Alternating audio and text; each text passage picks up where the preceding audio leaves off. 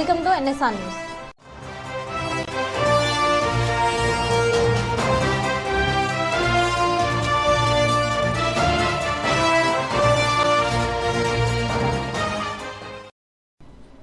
ములుగు జిల్లా కలెక్టరేట్లో రాష్ట్ర పంచాయతీరాజ్ గ్రామీణ అభివృద్ధి శాఖ మంత్రి సీతక్క ప్రత్యేక అధికారులచే గ్రామ పంచాయతీ పాలన నిర్వహణపై పంచాయతీరాజ్ శాఖ ముఖ్య కార్యదర్శి సందీప్ కుమార్ సుల్తానియా అన్ని జిల్లాల కలెక్టర్లతో వీడియో కాన్ఫరెన్స్ ద్వారా సమీక్షించారు. ఈ సందర్భంగా రాష్ట్ర పంచాయతీరాజ్ గ్రామీణాభివృద్ధి శాఖ మంత్రి సీతక్క మాట్లాడుతూ గ్రామాల్లో సర్పంచ్ల పదవీ కాలం ముగిసినందున మళ్లీ పంచాయతీ ఎన్నికలు నిర్వహించే వరకు ప్రత్యేక అధికారులతో పాలన సాగించాలని, రాష్ట్ర వ్యాప్తంగా ఉన్న ప్రతి గ్రామానికి ప్రత్యేక అధికారులను నియమించామని మంత్రి అన్నారు. ప్రత్యేక అధికారులుగా నియమితులైన వారికి గ్రామంపై సంపూర్ణ బాధ్యత హక్కులు ఉంటాయని, ప్రత్యేక అధికారులు నూతన పంచాయతీరాజ్ చట్టంపై అవగాహన కల్పించుకుని గ్రామ పంచాయతీ విధులను సమర్థవంతంగా నిర్వహించాలని, ప్రతి గ్రామ పంచాయతీని ఆదర్శవంతంగా తీర్చిదిద్దే దిశగా కృషి చేయాలని మంత్రి సూచించారు. ఫిబ్రవరి 7 నుంచి ఫిబ్రవరి 15 వరకు రాష్ట్ర వ్యాప్తంగా ప్రతి గ్రామంలో ప్రత్యేక పారిశుద్ధ డ్రైవ్ నిర్వహించాలని, ప్రజలను, యువతను, మహిళలను భాగస్వామ్యం చేస్తూ గ్రామాలను అద్దంలా తయారు చేయాలని, ప్రత్యేక పారిశుద్ధ డ్రైవ్ లో భాగంగా గ్రామాలలో మద్యం, గంజాయి వంటి మత్తు పదార్థాలకు అలవాటు పడితే వచ్చే నష్టాలపై అవగాహన సైతం కల్పించాలని, ప్రత్యేక పారిశుద్ధ డ్రైవ్ చివరి రోజున గ్రామ సభ నిర్వహించాలని, పారిశుద్ధ కార్మికులను సన్మానించాలని మంత్రి సూచించారు. ఈ వీడియో కాన్ఫరెన్స్ లో పంచాయతీరాజ్ డైరెక్టర్ హనుమంతరావు, జిల్లా కలెక్టర్ ఇలా త్రిపాఠి, అదనపు కలెక్టర్ పి శ్రీజ, జిల్లా పంచాయతీ అధికారి వెంకయ్య, జిల్లా గ్రామీణ అభివృద్ధి అధికారిని నాగ పద్మజ, జడ్పీ సీఈఓ, సంబంధిత అధికారులు తదితరులు పాల్గొన్నారు.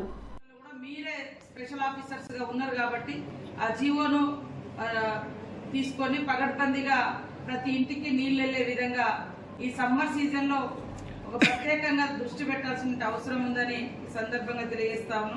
అదేవిధంగా మిగతా ఏదైతే బాధ్యతలు ఉన్నాయో వాటికి కూడా ఎక్కడ భంగం కలగకుండా ఇంకా మెరుగ్గా అధికారులు మన యొక్క డ్యూటీ పర్ఫెక్ట్ గా చేస్తే ఖచ్చితంగా గ్రామ పంచాయతీలు ఆదర్శవంతంగా అభివృద్ధి పదంలో ప్రజల యొక్క సౌకర్యవంతంగా వాటిని నిర్వర్తించేటువంటి అవకాశం ఉంది. కాబట్టి మరి ఈ రోజు నుంచి మీరందరూ ఆ యొక్క డ్యూటీస్ ను కరెక్ట్ గా నిర్వర్తిస్తారని ఆశిస్తా ఉన్నాము. అదేవిధంగా ప్రతి ఒక్క పనిని ఎక్కడ కూడా తగ్గకుండా మరి బడ్జెట్ విషయంలో కావచ్చు, గ్రామాలలో పారిశుద్ధ్యం విషయం కావచ్చు, అదేవిధంగా మొక్కల విషయం కావచ్చు, డంపింగ్ యార్డ్స్ కావచ్చు, ఇంకా వీధి లైట్లకు సంబంధించి, శానిటేషన్ సంబంధించి ఇవన్నింటినీ కూడా కరెక్ట్ గా నిర్వర్తిస్తూ మరి ప్రజలకు మెరుగైన సౌకర్యాలు అందించడం కోసం కృషి చేస్తారని ఆశిస్తూ ఇప్పుడు మన ప్రిన్సిపల్ సెక్రటరీ గారిని మరి అడ్రస్ చేయాల్సిందిగా కోరుతా ఉన్నా. నమస్కారం.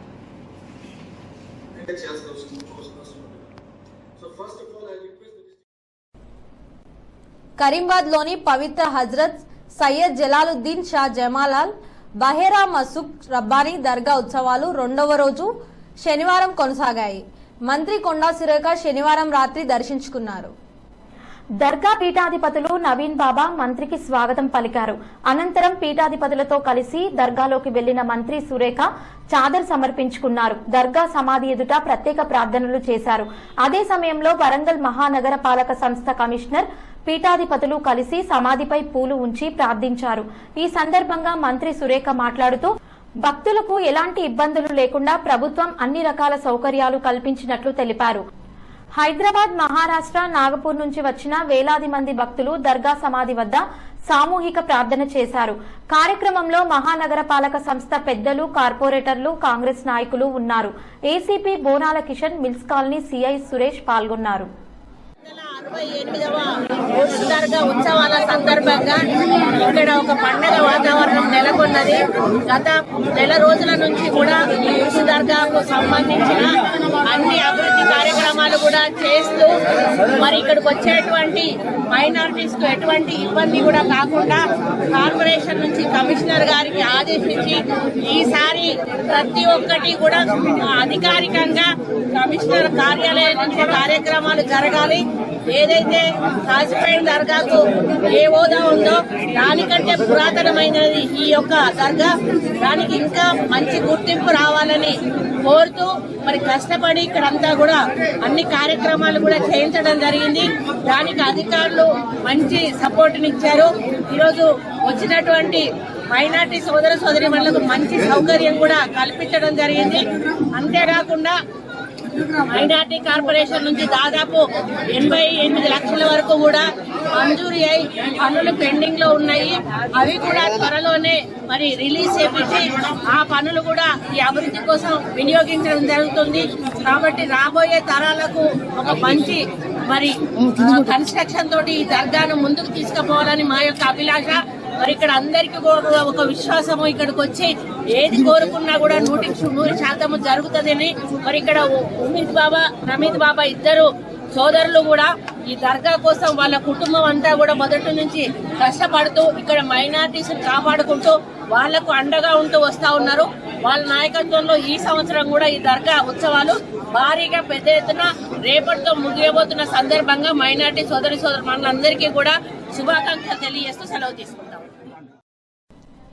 ములుగు జిల్లా సమ్మక్క సార్లక్క మేడారం జాతరకు కోట్లలో భక్తులు హాజరయ్యే అవకాశం ఉన్నందున భక్తులకు ఎటువంటి ఇబ్బందులు కలగకుండా జాతర సజావుగా సాగేలా ఆదివారం మేడారంలో జిల్లా ఎస్పీ ఆధ్వర్యంలో వివిధ జిల్లాల నుండి విచ్చేసిన పోలీస్ అధికారులతో సమావేశం జరిగింది. ఈ సమావేశానికి ముఖ్య అతిథిగా పాల్గొన్న multi zone IG Tarun Joshi IPS మాట్లాడుతూ గత జాతరలో ట్రాఫిక్ విభాగానికి ఇన్ఛార్జిగా పనిచేసిన అనుభవం ఉందని, జాతరలో ముఖ్యమైన విభాగం ట్రాఫిక్ నిర్వహణ మాత్రమే అని అందరూ అధికారులు గుర్తుంచుకోవాల్సిన ట్రాఫిక్ మంత్ర ఒకటే. రోడ్ మీద వాహనం ఆగిందంటే అది ట్రాఫిక్ రద్దీ లేదా ట్రాఫిక్ జామ్ అని అర్థం. కాబట్టి పెద్ద సంఖ్యలో ద్విచక్ర వాహనాలతో రూట్ పెట్రోలింగ్ నిర్వహించాలని, దారి పొడవునా ఎక్కడ కూడా వాహనాలు ఆగకుండా చూడాలని, అనుకోని విధంగా వాహనం చెడిపోతే పక్కకు లాగడానికి 2 కిలోమీటర్లకి ఒక టోయింగ్ వాహనం జేసీబీ ఏర్పాటు చేయాలని, సుదూరాల నుండి భక్తులు విచ్చేస్తారు కనుక ప్రతి ఒక్క పోలీస్ భక్తులతో ఓపికతో ప్రేమతో స్పందించాలని, సానుకూలంగా స్పందించాలని, బస్టాండ్ నుండి మేడారం వరకు ఎక్కడ కూడా వాహనాల రద్దీ ఏర్పడకూడదని తెలియజేశారు. జిల్లా ఎస్పీ డాక్టర్ శబరీష్ ఐపీఎస్ ఉన్నత అధికారులకు పవర్ పాయింట్ ప్రెజెంటేషన్ ద్వారా జాతర పనులపై స్పష్టమైన వివరణను అందించారు.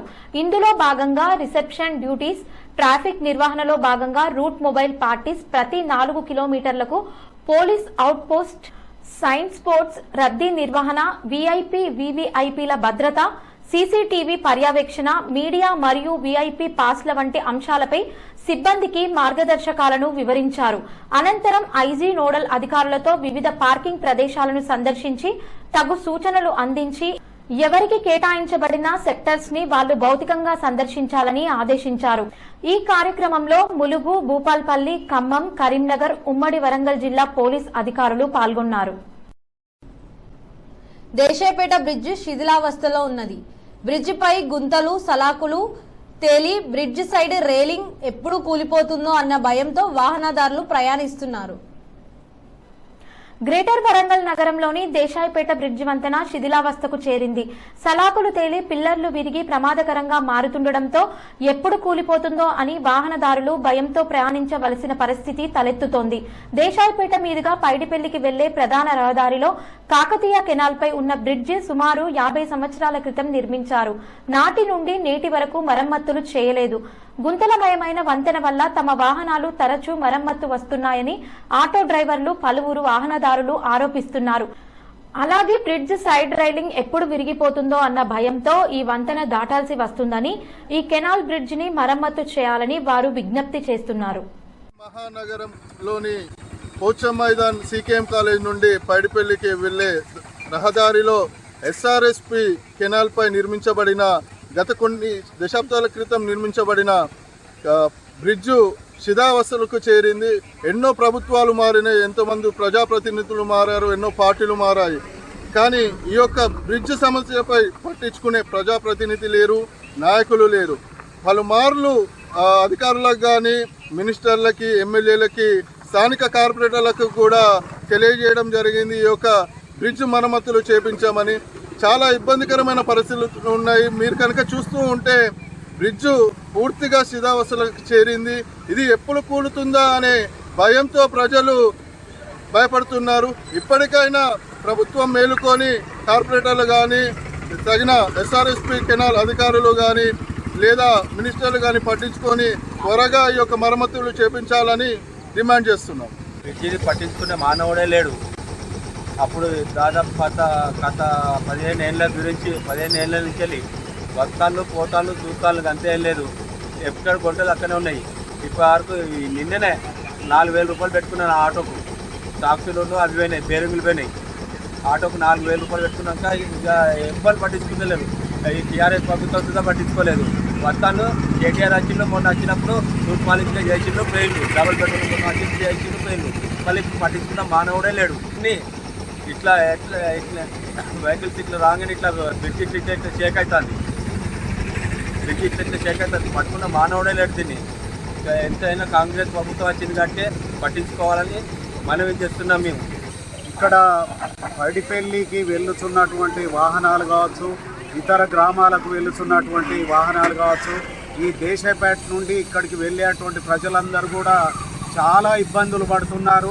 ఇది నిర్మించి దాదాపు 30 సంవత్సరాలు అవుతుంది. ఎక్కడ చూసినా ఆ గుంతలు ఏర్పడ్డాయి. ఈ మధ్యలో ఎప్పుడు కూలుతుందో కూడా మాకు తెలుస్తలేదు. ఇట్టి పరిస్థితి ఉన్నదని కూడా అధికారులకు కూడా మేము తెలియపరిచాం. రిటర్న్ కంప్లైంట్ కూడా చేశాం. ఎవరు కూడా దీన్ని పట్టించుకుంటలేడు.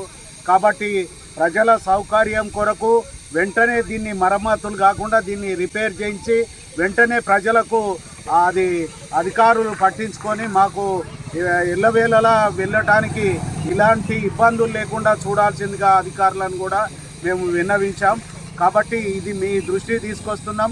కాబట్టి ఈ యొక్క రోడ్డు అనేది, ఈ యొక్క బ్రిడ్జి అనేది మరి అందరికీ ఇది ఉపయోగపడుతుంది. మరి ఈ కెనాల్ మీద ఇన్ని సంవత్సరాల తర్వాత నిర్మించారు కాబట్టి వెంటనే దీన్ని నిర్మించాలని మా యొక్క పైడిపల్లి గ్రామ కాంగ్రెస్ తరఫున కూడా మేము మీ అందరికీ విజ్ఞప్తి చేస్తున్నాం. సిద్దిపేట జిల్లా కోమరవెల్లి మల్లికార్జున స్వామి ఆలయానికి భక్తులు పోటెత్తారు. స్వామివారికి అభిషేకాలు, ప్రత్యేక పూజలు నిర్వహించారు. పట్నాలు, బోనాలు సమర్పించి భక్తులు స్వామివారి మొక్కులు చెల్లించుకున్నారు. స్వామివారి దర్శనానికి 5 గంటలకు పైగా సమయం పడుతుంది. శని, ఆదివారాలు మల్లన్న ఆలయానికి భారీగా భక్తులు అధిక సంఖ్యలో చేరుకున్నారు.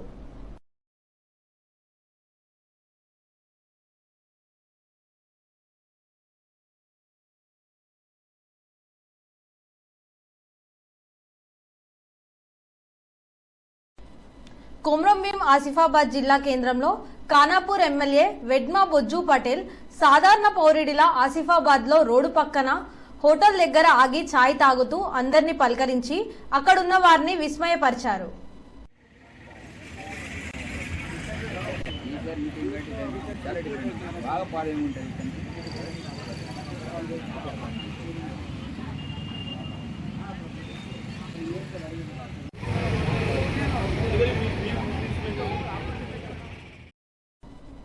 సిద్దిపేట జిల్లా అక్బర్పేట్, భూంపల్లి, కుడవేలిలోని రామలింగేశ్వర స్వామి ఆలయం జాతర భద్రత ఏర్పాట్లను సిఐ శ్రీనివాస్, ఎస్ఐ భువనేశ్వరరావు పరిశీలించారు. ఈ సందర్భంగా సిఐ శ్రీనివాస్ మాట్లాడుతూ జాతరకు తగిన ఏర్పాట్లు చేస్తామని చెప్పారు. రామలింగేశ్వర స్వామి ఆలయం దర్శనం భక్తులకు ఏ అసౌకర్యం కలగకుండా మేము జాగ్రత్తలు పాటిస్తామని, సెక్యూరిటీలను పెడతామని, ఎప్పుడూ అందుబాటులో ఉంటామని చెప్పారు. మండల ప్రజలకు రేపు 8th నుంచి 12th వరకు ఈ కూడవెల్లి గ్రామంలో ఈ కూడవెల్లి జాతర ఎవ్రీ ఇయర్ కండక్ట్ చేసే విధంగానే జాతర ఏర్పాట్లు నడుస్తున్నాయి. దానికి సంబంధించి పోలీస్ నుంచి ప్లస్ మిగతా డిపార్ట్మెంట్లు అన్నీ కూడా కోఆర్డినేషన్ చేసుకొని ఈ బందోబస్తు అరేంజ్మెంట్ చేసుకున్నాము. 100% ఎలాంటి అవాంఛనీయ సంఘటనలు జరగకుండా ఈ బందోబస్తు పీస్ఫుల్గా కండక్ట్ చేసుకుంటాం. మీ తరఫున కూడా ఏదైనా సలహాలు, సూచనలు ఉంటే ఈ బొంపల్లి ఎస్ఐ గారికి సమాచారం అందించగలరు. అవి కూడా మేము దృష్టిలో పెట్టుకొని దాని తగ్గట్టు ఇంకా పబ్లిక్ అవసరాలు ఏమన్నా ఉంటే అరేంజ్మెంట్స్ కానీ fire engine, ambulance plus medical, drinking water, స్విమ్మర్లు ఇవన్నీ అరేంజ్మెంట్స్ ప్రాపర్గా చేసుకున్నాం.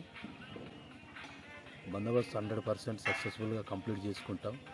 పబ్లిక్ కూడా ఏమైనా సలహాలు సూచనలు ఉంటే మాకు గుంపల్లి ఎస్ఐ గారికి సమాచారం ఇవ్వగలరు. Thank you very much.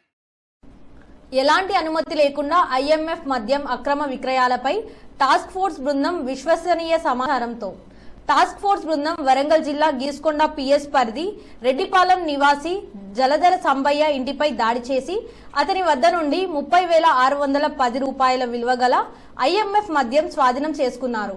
దాడి పూర్తయిన తర్వాత స్వాధీనం చేసుకున్న సొత్తుతో పాటు నిందితులను తదుపరి చర్యలు నిమిత్తం గీసుకొండ పోలీసులకు అప్పగించారు.